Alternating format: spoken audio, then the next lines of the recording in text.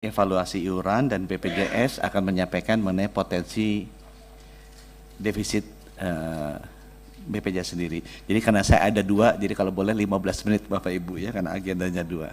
Ya, saya akan langsung saja. Ya, halaman ya, langsung ke halaman berikutnya. Next slide. Next slide lagi. Next slide.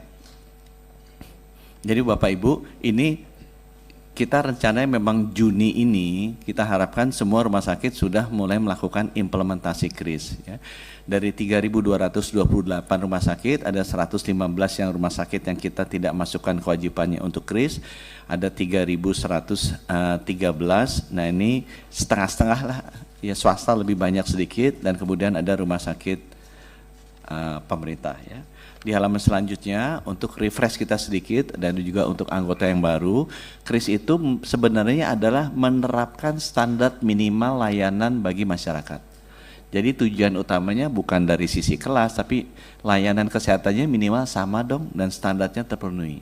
Dan ada 12 standar yang kita kasih. Ya. Nggak semuanya sulit ya. Ada beberapa yang misalnya kasih partisi, temperatur ruangan, ventilasi masih bagus, tapi ada mungkin yang agak memerlukan effort, tapi menurut kita sangat manusiawi adalah pasang kamar mandi di dalam. Jadi kamar mandinya nggak usah keluar, karena yang bersangkutan kan udah pasien sakit gitu ya. Kalau bisa kamar mandinya di dalam ruangan tempat tidurnya mereka. Seperti hotel gitu kan, di kamar kita kan ada kamar mandi, nggak sharing kamar mandinya di luar ya. Ini adalah 12 standar minimal. Di halaman selanjutnya, next slide. Nah, kita sudah melihat implementasinya seperti apa. Kita sudah minta seluruh provinsi Dinkes untuk melakukan validasi. Dan hampir semuanya sudah di atas 50% melakukan validasi. Dan saya minta Dinkes kalau dia nggak pernah ngecek rumah sakitnya sudah jalan apa enggak, nanti DAK-nya kita bintangin juga. Kita kan sekarang lagi zamannya bintang-bintangin. Jadi kalau misalnya Kalimantan Barat kok bisa, masa Kalimantan Tengah nggak bisa gitu ya. Ada beberapa provinsi Papua udah 90% validasi, misalnya Papua Barat Daya, masa provinsi Papua yang sendiri masih rendah sekali gitu kan. Harusnya kan bisa, ini masalah niat aja. Jadi ini yang kita minta validasi, artinya dicek mereka sudah mulai apa enggak. Di halaman selanjutnya hasil validasinya seperti ini Bapak Ibu. Jadi 600 itu sudah selesai. Ya, dari 2.766, 1.217 sudah mulai, semuanya 12-nya sudah mulai dia jalankan, cuma belum selesai 100%. Nah 949 sudah mulai, tapi ada beberapa memang yang dari 12 itu belum dia mulai. Jadi yang 949 bukan artinya belum mulai, dia sudah mulai, tapi ada satu kelompok dari 12 yang dia belum mulai sama sekali, masih 0%. Ya, di halaman selanjutnya kita bisa lihat analisanya yang paling kurang itu apa? Dari yang tadi ya, yang paling kurang apa adalah kamar mandi dapat dilalui kursi roda. Jadi ternyata banyak rumah sakit bikin pintu kamar mandi itu kecil sekali. Padahal itu ada standarnya. Jadi kalau orang pakai kursi roda dimasukin, itu ada standarnya. Kalau enggak dia kan terpaksa harus dituntun jalan, pada jalannya juga udah susah. Nah, yang nomor 2 ini sebenarnya menurut saya nggak make sense. Ini setiap tempat tidur harus ada bel, sama harus ada colokan listrik, itu aja nggak ada. Ya, ini kan nggak usah dibobok, bisa pakai kabel aja biasa, harusnya nggak susah menurut kami. Ini menurut saya harus bisa cepat. Nah, outlet oksigen tempat tidur ini mungkin agak susah. Ya, kalau kesediaan kamar mandi di dalam ruangan, ternyata banyak ruangan sekarang sudah ada kamar mandinya juga. Tapi kita inginkan kalau bisa buat kenyamanan, janganlah kemudian orang mesti keluar kamar mandinya bersatu dengan yang lain kayak kita di mana gitu, kayak kita waktu misalnya di TNI Polri kan kalau masuk asrama kamar mandinya bareng-bareng gitu semua. Ini kita pengennya di setiap kamar ada, jadi nggak menyusahkan. Nah di halaman selanjutnya, nah ini kita bisa lihat contoh-contohnya ya, di rumah sakit mana aja ya, yang belum. Nah kita bisa lihat, masa sih Papua Pegunungan atau Kalimantan Tengah bisa, Kalimantan Selatan sama Jogja nggak bisa ya. Hal-hal seperti itu yang kita nanti akan minta supaya Dinas Kesehatan juga kejar. Ini sama Bapak Ibu ya, di halaman selanjutnya itu ada masalah mengenai pemasangan nurse call ya, stop kontak. Di halaman selanjutnya rinciannya ada. Jadi ini menggambarkan yang kurangnya tuh apa, mana yang make sense, mana yang enggak. Masa provinsi yang kaya, yang miskin aja bisa, yang kaya nggak bisa. Sudah, kalau gitu ke halaman 11 saja Bapak Ibu untuk topik yang pertama. Nah, ini adalah rumah sakit yang memiliki satu jenis line kris yang belum dia mulai sama sekali. Ya. Nah, kita konsentrasi, contohnya kita ambil ada 42 rumah sakit yang belum menjalankan lebih dari 9 kriteria. Ya. Paling banyak apa? Itu tetap kelihatan. Outlet oksigen itu mungkin iya memang agak sulit ya. Tapi kelengkapan tempat tidur itu adalah colokan listrik sama bel. Itu harusnya bisa cepat mereka jalankan ya. Kamar mandi standar akses itu tadi pintunya kekecilan. Kalau tirai partisi kan nggak susah. Itu kan harusnya bisa. Ya, di halaman selanjutnya kita lihat. Nah, ini contoh rumah sakit ya Bapak Ibu. Nah, beberapa rumah sakit ini saya lihat bukan rumah sakit yang kecil, misalnya rumah sakit ibu anak mana tadi? Bunda Permata Bunda. Ini kan rumah sakit besar milik swasta. Harusnya bisa. Dan semua nama-nama rumah sakit ini ada, per provinsi juga ada. Jadi kalau Bapak Ibu ingin lihat ini ada provinsi bidan, Bapak Ibu bisa bantu juga ingatkan dinas kesehatannya. Harusnya rumah sakit ini memenuhi lah standar minimal jadi kris sehingga layanan kesehatan ke masyarakat juga bisa terjaga. Ya. Bapak Ibu, ini 10 menit pertama saya bisa hemat 5 menit. Sekarang kita masuk ke halaman berikutnya yang tarif Bapak Ibu. Ya. Nah, saya mau kasih background dulu. Ini adalah pilar keempat dari transformasi kesehatan. Mengenai transformasi pembiayaan kesehatan. Buat Bapak Ibu, kita dulu selalu telat 2 tahun untuk mereview belanja kesehatan nasional itu seperti apa. Sekarang kita sudah dengan bantuan World Bank, setiap tahun kita lakukan track berapa total belanja nasional. Sekarang tuh 614 triliunan setiap tahun cash flow yang harus dikeluarkan oleh sistem. Yang saya mau kasih catatan di sini itu ada kotak-kotak kecil yang warna kuning isinya persentase. Ini yang kita mesti hati-hati Bapak Ibu bahwa pertumbuhan belanja nasional itu selalu di atas pertumbuhan GDP. Itu akibatnya itu tidak sustain Bapak Ibu. Ini sama istri kita minta naik belanjanya tiap tahun 10%, gaji suami hanya naik 5%. Ya, contohnya kayak gitu. Ya, jadi ini belanja naiknya ini nggak sustain.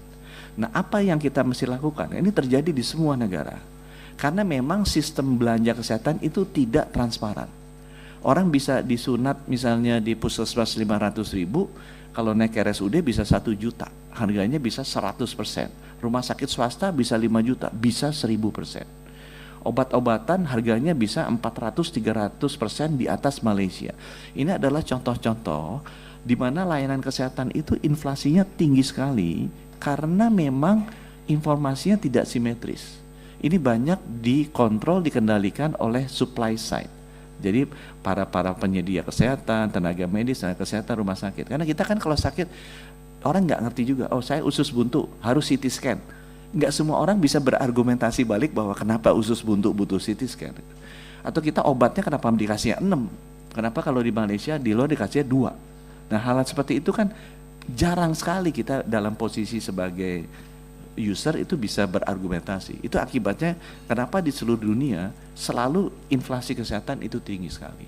Nah, penting di sini nanti pengantar juga ke BPJS untuk kita bersama agar menjaga agar belanja kesehatan masyarakat kita itu terkendali, harus ada posisi yang bisa menegosiasi balik dengan supplier side. Nah, itu di seluruh dunia dipakainya insurance. Karena National Insurance memiliki size yang cukup besar untuk mendorong balik para supplier ini agar tercapai titik keseimbangan. Kalau misalnya memang terlalu ditekan dia nggak mau jalanin, nggak bagus juga. Tapi jangan terlalu longgar sehingga nanti harganya tuh tinggi sekali. Nah, isunya di Indonesia ada 2 Bapak Ibu yang kami butuh bantuan dan perhatian Bapak Ibu. Yang pertama adalah porsi asuransi kesehatan paymentnya tuh kecil Pak. BPJS itu warna merah 27%, swasta yang 30,7 T itu 5%. Jadi baru 32% dari belanja kesehatan setiap tahunnya itu dikeluarkan lewat asuransi. Itu harusnya naik sampai 80%, 90%. Sehingga kita bisa memiliki tenaga untuk mendorong balik agar harga yang dikasih the supply side itu reasonable. Kemudian yang kedua, memang pada saat porsi itu besar, pengalaman kita harusnya memang lebih banyak porsi pemerintah. Jadi BPJS memang harus lebih besar. Jadi mungkin 50%-an dari 80% negara. Kenapa?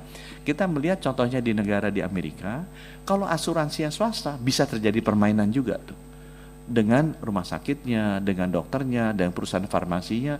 Jadi dimasukkan, digulung, nanti yang terkena adalah rakyatnya dan negaranya karena belanja terlalu tinggi. Tapi Bapak Ibu, kalau ini nggak dikontrol, dalam 10 tahun ke depan, Menteri Kesehatan, Menteri Keuangan akan problem. Karena ini akan menjadi isu politik yang sangat tinggi, karena kesehatan dan kematian itu kan tinggi prioritasnya di masyarakat. Kan masyarakat nggak mau meninggal gitu kan, lebih baik miskin daripada meninggal. Jadi politiknya akan tinggi, butuh belanjanya kalau nggak hati-hati kayak Amerika. 79 tahun dia butuh $11.000. Padahal kalau di Kuba 79 tahun hanya butuh $1.900. Karena nggak terkontrol biayanya. Karena itu tadi, terlalu dominannya sisi supply side-nya. Ya, di halaman selanjutnya. Sehingga untuk itu kita mau merevisi tarifnya supaya ini balance. Ini harus balancing. Jadi yang dokter rumah sakitnya happy, tapi masyarakat juga happy yang diwakili oleh BPJS untuk menekan balik. Dan ini pasti akan terjadi pertarungan terus nih, sama kayak rokok sama gula gitu, antara yang mau sama yang nggak mau. Nah, pertarungan politik ini harus kita cari keseimbangannya supaya semaksimal mungkin manfaatnya bagi masyarakat. Nah, itu sebabnya kita mau merubah pengelompokan tarif yang selamanya namanya INA CBGs, kita mau rubah menjadi Indonesia DRG Group. Ya. Kenapa? Karena kita ambil INA CBGs, kita ambil itu dari modelnya model Malaysia, Thailand, modelnya Malaysia. Kita import aja. Jadi banyak yang belum cocok dengan kondisi di Indonesia dan kemudian paket-paketnya juga nggak cocok. Ya, intinya itu yang kita rubah. Halaman berikutnya. Sorry, mundur dulu ya. Jadi kenapa kita mesti rubah? Karena nanti rumah sakit Bapak Ibu sekarang kan dibagi berdasarkan rujukannya tuh kelas A dirujuk, itu tempat tidurnya lebih banyak. Padahal harusnya rujukan itu kan karena penyakitnya yang lebih parah kan. Orang udah sakit cancer, nggak bisa di kelas B, ya kita rujuk ke kelas A. Kenapa? Karena kelas A tempat tidurnya lebih banyak. Salah dong. Harusnya dirujuk ke kelas A. Kenapa? Karena kompetensi dia nanganin cancer lebih baik. Jadi kayak MRCC, harusnya untuk cancer itu kelas A, bukan kelas B. Karena semua orang kalau cancer ke sana. Jakarta Eye Center itu harusnya untuk mata ya kelas A. Karena orang rujuknya ke sana kan. Bukan rujuknya misalnya kayak RSCM yang kamarnya banyak. Semua presiden juga kalau kena sakit mata, Ibu Mega, Pak SBY, itu semuanya Pak Jokowi ya ke Jakarta Eye Center. Itu artinya dia harus kelas A. Jangan hanya karena kamarnya kecil cuma 50, dia kasih kelas B atau kelas C. Nah itu yang akan kita rubah dan itu akan berpengaruh ke DRGs-nya ini. Kemudian nanti kelas kris juga masuk, kemudian juga ada beberapa perubahan sistemnya ya. Coba halaman selanjutnya yang akan lebih cepat ya. Next slide. Nah ini ada beberapa misalnya Bapak Ibu. Kalau kita misalnya sakit perut, dikasih satu grup, sakit perut bayarnya satu grup cuma 1 juta misalnya. Nah itu kita pecah-pecah, sakit perutnya yang kronis, sakit perut yang akut, yang kronis mungkin 750.000, yang akut mungkin 500.000. Jadi intinya adalah kita pengelompokannya lebih disesuaikan dengan keadaan yang kejadian di Indonesia itu seperti apa. Kita juga minta masukan dari asosiasi rumah sakit. Pak, jangan ini dibayarnya segini dong, jangan semuanya pelayanan stroke dibayar segini. Stroke itu ada yang tipe A, tipe B, tipe C, dibedain dong. Stroke tipe A, tipe B, tipe C. Pak, ini ada teknologi baru, ada obat baru. Kalau obat baru ini dipakai, jangan disamain dong dengan yang lama. Jadi kita pisah-pisahkan. Dengan adanya perkembangan teknologi kan, pengelompokan layanan penyakit juga bisa pisah-pisah. Operasi mata dengan VECO dengan tidak VECO beda Pak. Itu harusnya dipisah-pisahkan. Ya. Di halaman selanjutnya, next slide. Nah, jadi kita sudah lakukan, sekarang sedang diskusi terus dengan stakeholder, kira-kira nanti akan jadi 22.000 kode diagnosis, ya, 14.000 ICD-10, 7.500 ICD-9. Ini adalah kode-kode diagnosis ya, yang nanti akan kita taruh tarifnya, harganya berapa, disesuaikan dengan kondisi layanan kesehatan di rumah sakit kita. Ya. Di halaman selanjutnya. Ini hanya menunjukkan prosesnya aja Bapak Ibu. Ini melibatkan juga semua stakeholder ya, BPJS juga terlibat. Sekarang kita sudah sampai di perhitungan national base rate-nya itu. Jadi kita mau ambil tarif nasionalnya itu kira-kira berapa. Ya, di halaman selanjutnya. Ini dilewatin aja Bapak Ibu karena pusing ngitungnya ya, tapi kalau nanti mau nanya bisa saya jelaskan. Nah, kita udah ambil datanya juga dari rumah sakit. Jadi angka yang kita ambil untuk menentukan base rate-nya itu bukan asal-asalan. Kita ambil dari semua rumah sakit, representasi milik swasta, milik pemerintah, tipenya, pulaunya kita ambil. Dari sini kita tahu berapa sih base rate, tarif yang standar minimal yang paling baik untuk jenis-jenis rumah sakit ya. Next slide. Nah ini contohnya, kita juga bandingkan dengan luar negeri. Jadi misalnya tarif rawat inap per harinya tuh berapa?